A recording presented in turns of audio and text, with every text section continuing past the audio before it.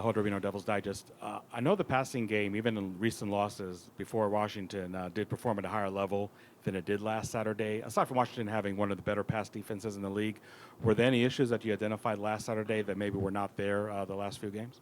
No, they obviously played man more on early downs. Had some opportunities with some one-on-one balls that, if they go the other way, and like I told the guys, like that type of stuff, we're going to make those plays. If we throw 7 one-on-one balls, I feel confident that we're going to catch 3 of them in a game, on a consistent basis. So, no, I don't think there was anything. They just challenged us more, play a little bit more man-to-man on early downs. Chris Carmen, son of a source. Kenny, after watching the game back, I'm sure as you always do, did you have any evolved perspective on anything that maybe was a little bit different than watching it, either the officiating or anything else that you saw? Yeah, I mean, I definitely saw some things that were different, but I think from an us perspective, it's not really. There was a few things in terms of how they were playing the backside of zone. They're bringing backside edge blitz and squeezing the in pretty heavy that I didn't see on game day. That may would have altered a few run calls, maybe try to get some locked runs or something along those lines. They were cutting the front there in the fourth quarter to try to negate the backside tackle. But other than that, it was a pretty clean to what I saw, other than the few things that I'm not going to talk about. And then you ran the ball better than you have in earlier games this season. Not great maybe, but at least pretty good. Was that something that you could take some confidence from? Yeah, I think it all goes together. So if you want to get in and be a cut split, speed sweep, toss team, you can't be everything. So if you want to cut them in and be that, you're going to elaborate in the running game and create more problems in terms of the pin and pulls and the speed sweeps. But you have to invest your time in that stuff, which means you're not going to invest your time quite as much in some more open sets that, feed into some passing game. Because you're not going to pair the things together. And when the tighter splits you get, the more nakeds and true shots become your game plan. And we're struggling right now with the shots.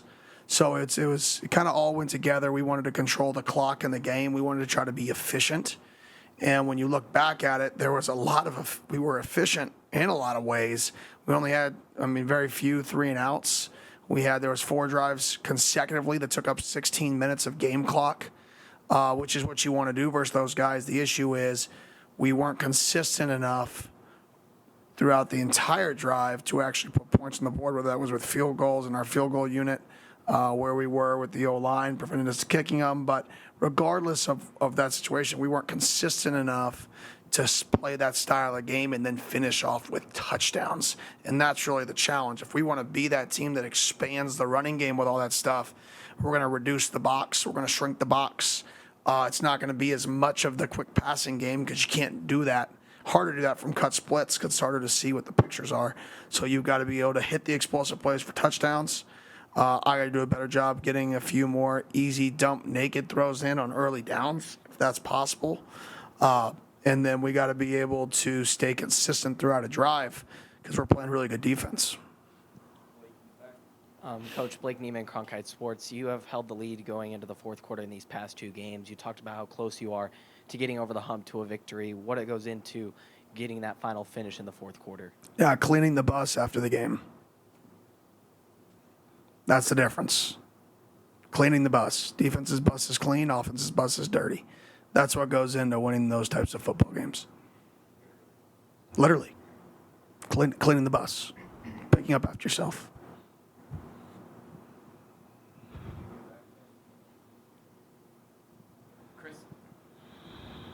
So Max went down in the game, continuing offensive line theme.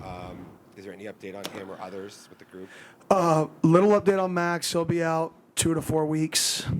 The group, high chance we get Frosty back this week, which would be huge for us. Losing one, we're in this kind of like mold where we're, get and replace mode right now. But it is good that we're going to get him back if we're going to lose Max for a little bit. Everybody else, I feel like it's kind of status quo.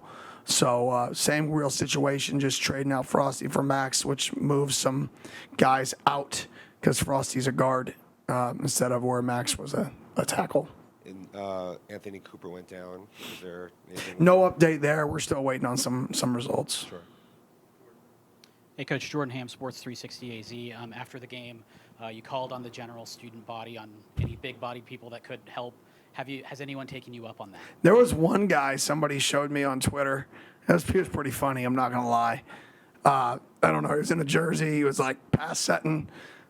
Field goal, you don't have to move. You just got to stand there unless somebody run you over. But not really. I mean, but I did challenge. I mean, in the meeting today, I challenged the defense that, most defensive players don't play field goal, maybe unless it's a wing, that we're going to have to use some guys on the D line. And the reason for that is pure size. Most defensive linemen in 4-down schemes aren't 315 pounds. They're 270, 240. So, the physics of field goal doesn't fit to those. But the guys that are big like that, like the CJ Fights of the world, I told Trey Brown he may have to play wing because we may have to move some of our wing size down. It is what it is, and I did a bad job getting us ready for, a situation like that. I should have practiced that. Rookie mistake by me. I feel like it was a critical part of the game that we couldn't kick a field goal just because we didn't have enough depth there. We should have practiced our entire D-line on field goal before, based off of our situation, which I've never had to do, never been a part of that. So now that I've faced it and seen it, I can learn from it and I can be better. Coach, just on the aspect of the run game and that kind of being opened up last game, with DeCarlos Brooke being back in the mix, how much did that help with the fluidity of the offense? That was huge. It was good getting a mix between keeping Scott fresh with DeCarlos and having that back and forth, both being similar backs, but just a little bit different in their run style. Very, very minor, but just a little bit different is a good balance for us. And you could see that. You could see the freshness in both those guys. So that was a huge, huge positive. I thought our backs ran hard. I thought our O-line did a nice job in the running game. I think part of that is we opened things up with kind of what we were doing with all the perimeter runs and the perimeter screens. We were trying to open the backside C-gap up. Question? You pass that back to Jordan. Thank you. Hey, Coach, when you look at what Washington State does on offense, and especially at quarterback, what can you take maybe from Washington and help apply to Washington State? Yeah, they, to be honest, they're kind of significantly different. They both throw the ball a lot, but Washington is a vertical passing game. Throws the ball down the field a lot. Washington State does some of that, but if you watch their last game versus Oregon, it's screen, shot. But similar styles, but in terms of open sets, they don't get into as many formations. They really try to play that we got good looks. So you'll see them check into some good plays. You'll see Ward change the play, it looks like, at the line of scrimmage sometimes. So they're more trying to get into good looks or certain defensive structures. Whereas Washington's shift motion, create the confusion. We know / anticipate what you're going to do, throw the shots, get into some good runs. So a little bit different way to attack, both trying to throw the football, just in different philosophies. What's the difference with preparing for a guy like Cameron Ward versus Michael Penix Jr.? Yeah, I mean, Penix is going to throw the ball from the pocket a little more. Ward's going to, extend plays a little more, but they both play within the system. The Washington system is very structured based in terms of when the ball should be out timing. Washington State system is very free, and they do a really nice job with him. I mean, he extends plays a lot. He knows where to go with the football. He looks really, really confident this year, so he's been playing really well.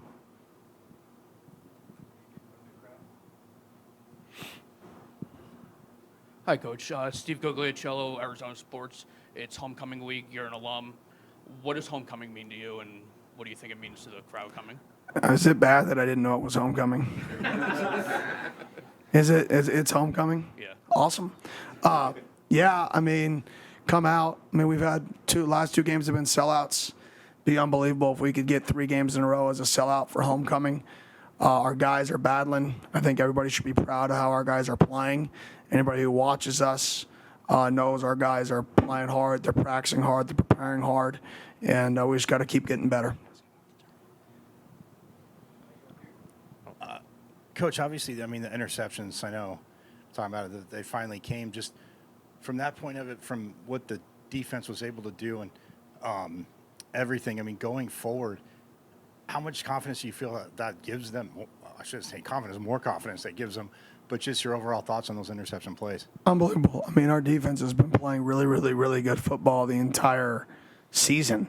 I mean, the only reason that we're not statistically probably a top 15 defense is our offense has struggled. Special teams have put short fields, and then they didn't get takeaways early in the season. So you have to, use all 3 downs to get somebody off the field every drive. Most good defenses have 1 or 2 drives a game where they just get off the field with turnovers, and you saw that. So hopefully that continues to build. But I couldn't be happy with how our defense is playing. And like I showed them today, we played really well, and there's still areas to get better at and improve. And that's always the challenge, is when you have success, there's 2 sides of adversity. And the fun part is our football team is facing both sides of that adversity in the same week. We have one side of the ball that failed and is facing that adversity. We have another side of the ball that had extreme success and is facing the adversity of people telling them they're good. So it's a really, really tough challenge for our football team to both sides of the ball stay focused on the task at hand, and that's just being the best version of ourselves today, tomorrow, and every single day we take the football field. Coach, it seemed like in the game that there was a lot of 50-50 chances for receivers. Where do you think the key is to coming out on top of those one-on-ones? Yeah, I mean, I always look at myself in those scenarios and I say, okay, well, maybe we get more of those in practice. We've been doing a lot of one-on-ones, but, maybe we put the ball on a hash. Maybe we go to the lower red zone. Maybe we get some more of these 50-50 fade balls for our guys to the field. What can I do to help that scenario? Because we did have those opportunities. So I have a lot of confidence in our guys going to make plays. I mean, I think we had 9 of them in the game, 8 or 9 of them in the game. 0 for 9, 0 for 8. And you make any one of those, you could win the football game. But I go back to, what can I do to get us to make those plays, and we can practice those scenarios better. Practice them with more intensity. I can go over there and be passionate about the drill, not just let the drill happen. Right? What can I do to make that more game-like?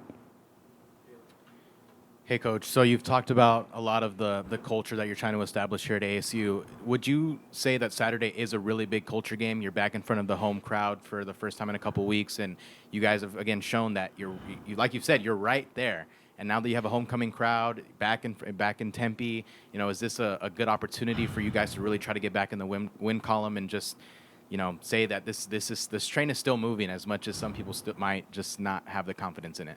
Yeah, I don't ever look at it as a game as a reflection of, are we working in the right direction culturally?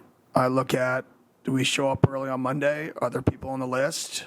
Do we have a good Tuesday practice? Saturday is a reflection of everything you do throughout the week, how you live your life. So I don't look at the game as a reflection of our culture. I mean, it's obviously going to reflect, we work hard, we compete, and that's going to show up. But I don't look at the result. So I'm not looking at the result of Saturday's game to say, is this working or is it not? I'm looking at the process. And that's why when somebody asked the question earlier, I said the bus was dirty. Because I mean that. And I think that's just where we are as a program is, do the little things right. And that's what winning teams do. Unless you're going to be, a team that has unbelievable talent and can do whatever they want, you've got to be able to do the little things right. And you got to take pride in the little things. And if you don't think that little thing matters, that's what I told the guys, then you're making a decision that what wins. You think that what wins, right? But the fact of the matter is there's a lot of guys who don't. And we have to teach them that this type of stuff wins. And the defensive bus is spotless. The bus driver says it was the cleanest bus she's ever had. And different on the other side. Why? Well, it's a decision. We got to make those decisions as a team to be better.